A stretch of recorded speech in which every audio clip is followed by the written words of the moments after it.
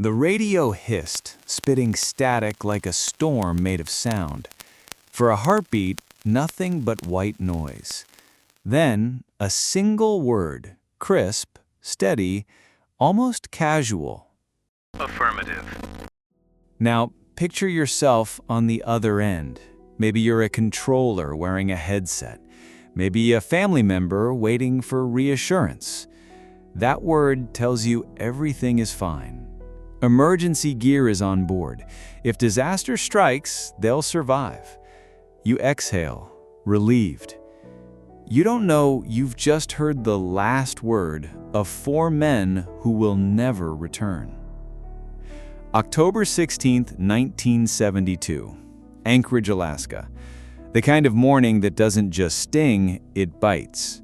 Damp cold slid under coats. Fog smothered buildings. The horizon erased.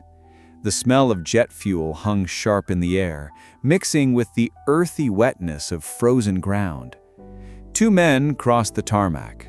Hale Boggs, 58, House Majority Leader, bold enough to challenge J. Edgar Hoover, watched closely by the FBI. Beside him, Nick Begich, 40, Alaska's rising star, deep in a re-election campaign. To onlookers, it was routine political travel. To history, it was the first step into silence. 8:59 a.m., the Cessna 310 lifted off, engine straining into low, gray clouds. 4 men aboard: Boggs, Begich, aide Russell Brown, and pilot Don Johns. 6 hours of fuel. For 10 minutes, the world believed this was just another flight. Then came 9:09. The radio flickered. This is Flight Service Station. Do you have emergency gear on board? Affirmative. One word. And then, silence. A silence that grew heavier with each second. Imagine being in that cockpit. Fog so dense you can't see the wingtips. Mountains hiding in the gray. Engines droning while the radio goes dead. By nightfall, families were frantic. Calls unanswered. No signal, no beacon. Search planes launched immediately. Within days, it was the largest rescue in Alaska's history. 1,033 sorties, 3,600 hours in the air.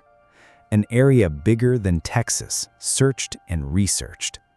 Teams hiked through Portage Pass twice, boots grinding over rock, eyes scanning for wreckage. They found nothing. Not a torn wing, not a scrap of fabric, not even an oil slick. And then investigators discovered the cruelest detail. That confident affirmative had been false. The locator beacon, sitting in a Fairbanks warehouse. The survival kits, same warehouse. The life rafts, still packed away. The word that should have been hope became a ghost of deception. The weather told its own horror story. A U.S. Air Force helicopter tried to fly the same route. Wind slammed it with 55-mile gusts. Turbulence shook it so violently the crew aborted. These were trained military pilots flying advanced aircraft. They turned back. Yet Don Johns pressed forward. Was it arrogance or duty carrying 2 of the most powerful men in America? Here's the contradiction. Johns wasn't reckless in nature. Yes, once fined for flying overweight, but not on this day. The Cessna was only slightly heavy. And this was a man who had published articles on Alaskan safety. He respected the danger. He knew it. So why take off? Regulations gave one answer. Charter flights with twin engines needed either 2 pilots or an autopilot with instrument rating. Johns had neither. That meant he could fly only in clear weather. But that morning, visibility was near 0. From the instant he lifted off, he was breaking the rules. And still, rules alone don't close the case. Because Boggs had enemies. He had criticized the Warren Commission on JFK. He had sparred with Hoover. He was inconvenient, powerful, dangerous to some. Decades later, a convict swore to the FBI he'd helped bomb the plane.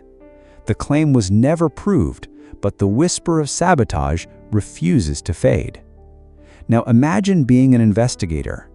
Do you close the file as an accident, or follow the shadows into politics, believing this flight was more than misfortune? 39 days. Civilians in fragile planes, military aircraft circling endlessly, volunteers scouring valleys, their breath freezing in the air. After all of it, nothing. Not a glint of metal, not a single cushion, no trace. And here the earlier lie stings again.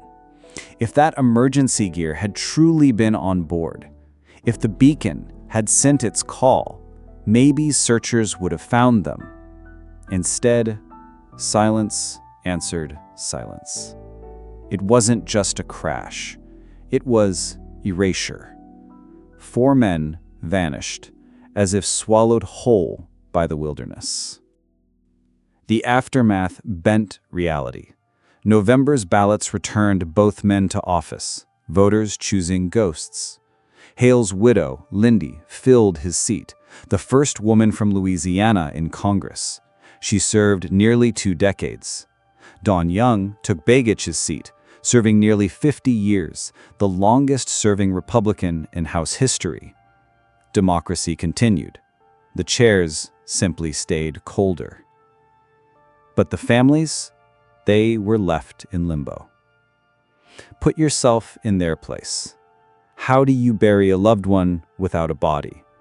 How do you explain to children that their father vanished into air? Empty caskets became monuments to unanswered questions. The silence grew heavier than the grief. That last affirmative still echoes, a word meant to reassure, transformed into irony.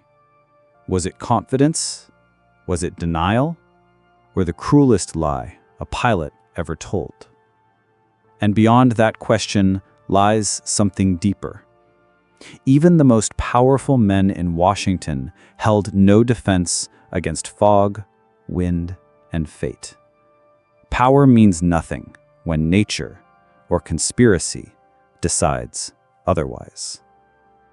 So, what do you believe? Was it Alaska's merciless wilderness that claimed them? Or was something darker hiding in the silence that followed that final call? 50 years later, the static still lingers, and it refuses to let go of its secrets.